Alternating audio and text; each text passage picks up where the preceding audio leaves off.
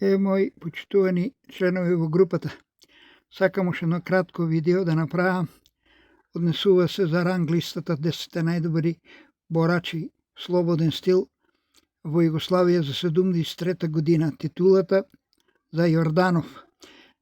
Борачот на Скопски Вардар постигна најголеми резултати. Втор е Ристо Дарлев, трет Павле Јовановски од Радовиш. Натака следуваат Санде Коцев, Ризао Фердич, Добре Маринков, Дуре Арифов, Томе Коцев, Дамјанов Хампо или по име да ги кажам Ристо Дарлев Вардар,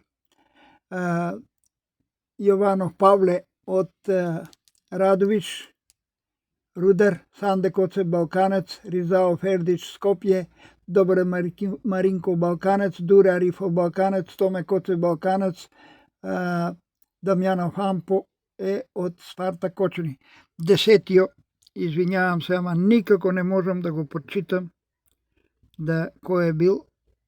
Тоа е таа кратка информација, тука ги гледам сликани со фоти секаде како тренера.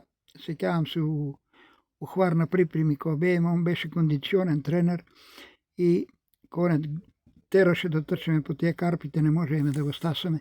Ама тука се јавува секако тренер на репрезентација. Може и да е бил у тоа време. Може, поздрав и убав ден да имате. Пензионери, не се секирате, што малку иде први. Поздрав.